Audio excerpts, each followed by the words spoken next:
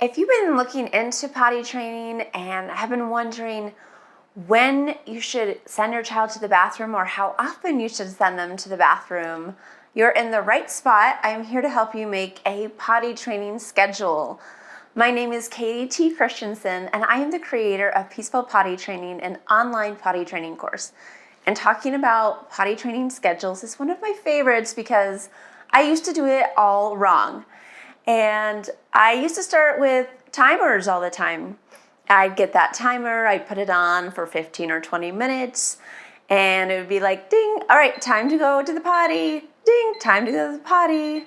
And what I learned from that is we hated the bathroom very, very quickly, and it was really not helping the situation, especially because we want potty training to be playful and fun.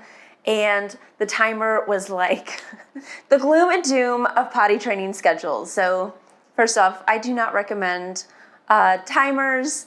Now, there are some instances with children with special needs where they can come in handy, but in general, timers are not a super great way to go.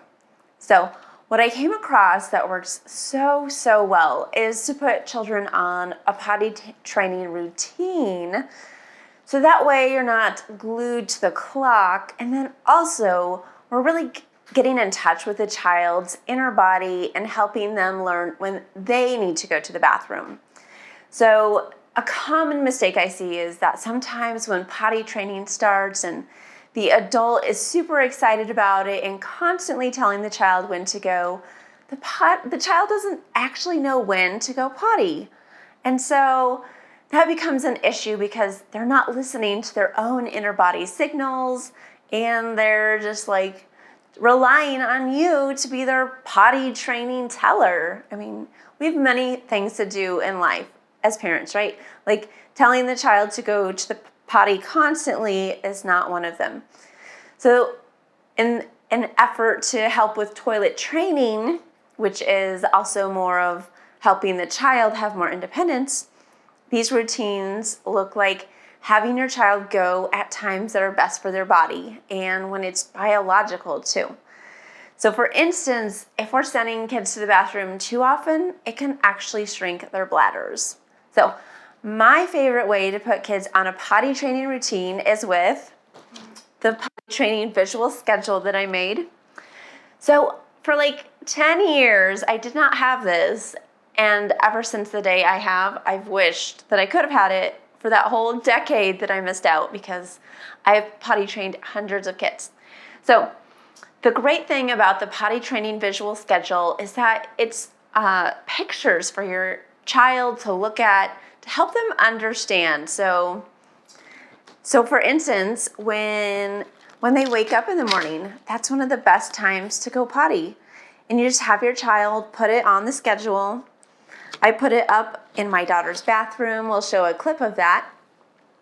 And so the child gets in this routine of there are certain times of day to use the bathroom. Now, granted, if you just had your child go to the bathroom an hour ago, then that means, that's when I would skip one of these because really we don't want them to go more often than every 2 hours. There are cases when you need to have what Bluey would call a strategical wee or a tactical wee. Even though I don't really need to do a wee, I'm going to do one anyway. Otherwise, I might wet the bed. That's very clever, Bingo. It's called a tactical wee. But overall, like especially at bedtime, I would always send them to the bathroom before they get in their bed. I mean, unless they have a pull-up at night, which first of all, do not ever feel bad. Like if your child is not potty trained at nighttime, that's a totally different thing than daytime potty training.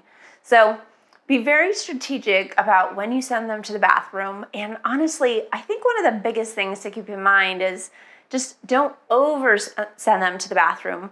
First of all, because you want to develop that healthy sense inside of them so they can feel it. And honestly, you can even help them by like putting your hand on their tummy and pushing on their bladder slightly and being like, can you feel that when I push there?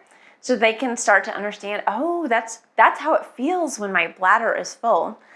And so then we want them to have that sensation, and then later they're going to be able to be like, oh, I feel that, I need to go to the bathroom.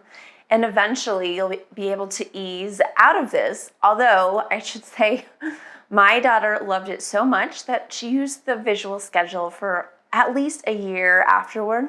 So now my biggest tip with the potty training visual schedule is to develop a habit with it. Like, I don't think that sending children constantly all day, if they haven't started learning it, is helpful. It's really going to create resistance if they're not quite ready to spend a lot of time in the bathroom, especially because they're so used to just going in their diaper, right?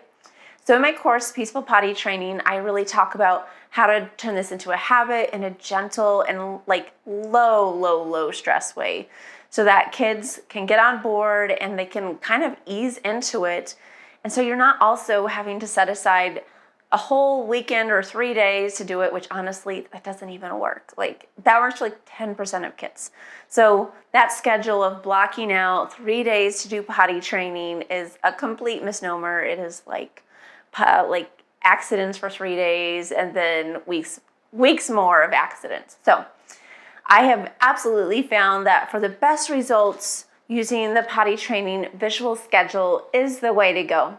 And it is included in the Peaceful Potty Training course, or if you just want to get this individually, we have it in my shop as well, and we'll link below. All right, happy potty training.